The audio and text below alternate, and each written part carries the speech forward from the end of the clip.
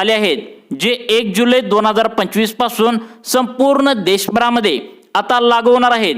त्यामुळे वेळीच तुम्ही काही गोष्टी लवकरात लवकर केल्या तर बऱ्या, नाहीतर रेशन कार्ड धारकांच्या अडचणीत या ठिकाणी मोठी वाढ होऊ शकते। यामध्ये एक गुड न्यूज देखील सरकारच्या माध्यमातून पिवळे व केशरी रेशन कार्ड धारकांना देण्यात आले आहे, ज्यामुळे रेशन कार्ड धारकांचा खूप मोठा फायदा देखील सरकारच्या माध्यमातून आता मित्रांनो होणार आहे। रेशन कार्डच्या अन्न पुरवठा संदर्भात एक मोठी अपडेट आता समोर आली आहे। बघा, काही नियम आहेत जे बदललेत, जे 1 जुलै 2025 पासून सर्वांसाठी लागू होतील। याचा जो फटका आहे तर तो आपल्या देशातील 80 कोटी जनतेला आता होणार आहे। त्यामुळे व्हिडिओमध्ये सविस्तर आपण रेशन कार्डच्या बाबतीत या संदर्भात 1 जुलै पासून नेमकं कोणत्या नियमामध्ये मोठे बदल झालेत ते समजून घेऊया। काय तुम्हाला इथून पुढे आता काळजी करावी लागेल, नेमकं काय करावं लागेल की जेणेकरून कुठलाही फटका इथून पुढे तुम्हाला बसणार नाही, तुमचं रेशन जे आहे तर ते बंद होणार नाही, कुठलीही कारवाई होणार नाही।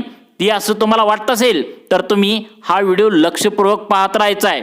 मागील महिन्यामध्ये 18 लाख रेशन कार्ड धारकांचं मोफत मिळणारं जे गहू आणि तांदूळ आहे तर ते बंद करण्यात आले। मागच्या महिन्यामध्ये आता हे 18 लाख रेशन कार्ड धारकांचं आता धान्य बंद करण्यात आले। तुम्ही आत्ताच या व्हिडिओच्या माध्यमातून बातमी देखील पाहिली आहे। रेशन धान्य दुकानामध्ये मोफत मिळणाऱ्या अन्नधान्यामध्ये जास्त फसवणूक होत असल्याचं सरकारला लक्षात आल्याने सरकारने आता अनेक रेशनधारकांचं मोफत मिळणारं गहू आणि तांदूळ बंद करण्याचा निर्णय या ठिकाणी मित्रांनो आता घेतलेला आहे। त्यामुळे तुम्हाला कोणती काळजी इथून पुढे घ्यायची आहे नक्की बघा। सरकारमार्फत दर महिन्याला तुम्हाला घरी कुटुंबाला तुमच्या प्रति माणसाप्रमाणे 5 किलो धान्य मोफत तुम्हाला सरकारच्या माध्यमातून पुरवलं जातं। पण 1 जुलै 2025 पासून आता नवीन नियम त्या ठिकाणी बदलले आहेत। आता इथून पुढे रेशन कार्ड देखील तुम्हाला आता नवीन काढायचं म्हणलं तर ते देखील तुम्हाला आता मिळू शकणार नाही। अनेक नियमामध्ये बदल करण्यात आले आहेत। तर बघा, गरीब कुटुंबातील लोकांना राष्ट्रीय अन्न सुरक्षा कायदा 2023 नुसार मोफत धान्य तुम्हाला या ठिकाणी दिलं जातं। कोरोना काळामध्ये पिवळे व केशरी रेशन कार्ड धारकांना आता राशन पूर्णपणे मोफत त्या ठिकाणी सध्याला तुम्हाला देण्यात येत होतं, परंतु त्याची जी काय मुदत आहे तर ती पुढील 5 वर्षापर्यंत त्या ठिकाणी मित्रांनो राबवली आहे। म्हणूनच आता तुम्हाला त्यानुसार आता देखील आता कुटुंबांना सर्व राशन मोफत मिळतं, म्हणजेच तुम्हाला मोफत गहू आणि तांदूळ मोफत मिळतंय। परंतु सरकारने आता कडक नियम लावलेत, तुम्ही जर हे नियम पाळला नाही तर तुम्हाला सुद्धा 1 जुलै पासून मोफत मिळणारं गहू आणि तांदूळ मिळणार नाही। त्यामुळे सर्वांनी लक्ष देऊन व्हिडिओ बघायचा आहे। यामध्ये आता एक मोठा बदल या ठिकाणी सरकारच्या माध्यमातून आता करण्यात आलेला आहे। अपात्र जे रेशन कार्ड धारक आहेत, म्हणजेच असे रेशन कार्ड धारक आहेत की ज्या अशा व्यक्ती आहेत, असे पण काही कुटुंबात आहेत की ज्यांची उत्पन्नाची मर्यादा ही खूप जास्त आहे। मित्रांनो बघा, ज्यांची उत्पन्नाची मर्यादा खूप जास्त आहे, त्यांची परिस्थिती गरिबी नसताना सुद्धा देखील ते रेशन गहू आणि तांदूळ बऱ्याच वेळा भरपूर लोकांकडे राशन कार्ड जर त्या ठिकाणी आता नसेल, बघा चोरी करून त्यांनी खोटं आतनं पैसे देऊन आता रेशन कार्ड सावकार लोकांनी सुद्धा काढले आणि त्या ठिकाणी ते अन्नधान्य घेत आहेत। तर रेशन कार्डाचा नियम तुम्हाला या ठिकाणी त्यामुळं माहिती असणं खूप गरजेचं आहे।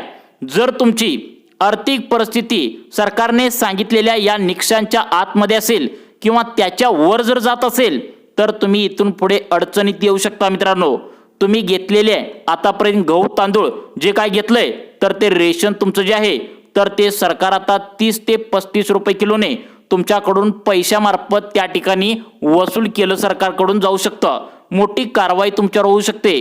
रेशन कार्ड धारकांचा हा नियम जो आता लागू होईल तो फार मित्रांनो महत्त्वाचा आहे। बघा, सर्वांनी या नियमांचं पालन करायचं आहे, नाहीतर तुमचं रेशन धान्य जे मोफत मिळतं तर ते बंद होणार आहे।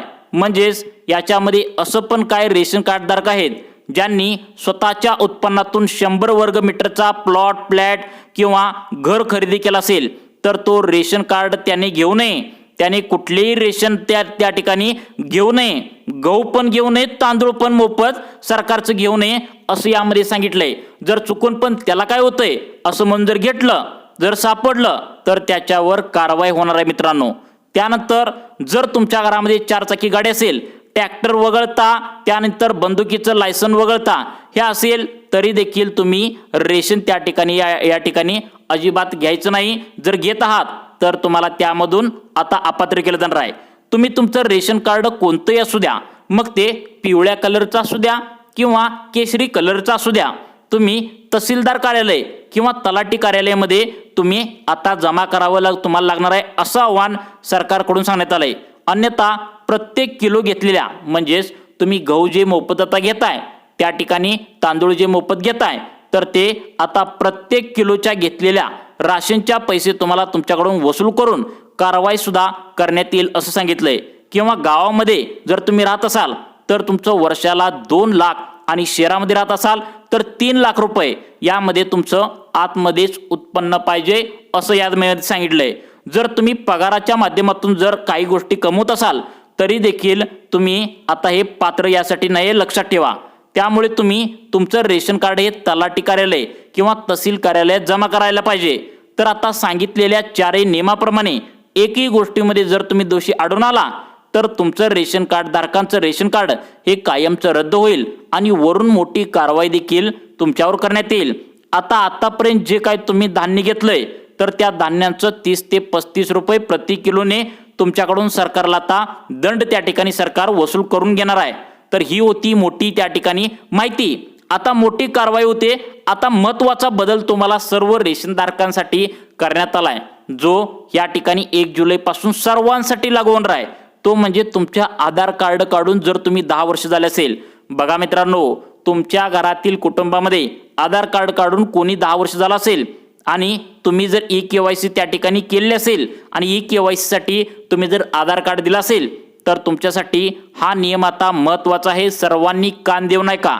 आता मागील वर्षी तुम्ही जे रेशन कार्डचे ई-केवायसी सर्वांनी केलेलं आहे, ज्या ठिकाणी तुम्ही आधार कार्ड त्या ठिकाणी ई-केवायसी दिलेलं आहे, त्यांच्यासाठी अतिशय महत्त्वाची सूचना आता सरकारच्या माध्यमातून सांगण्यात आल्या।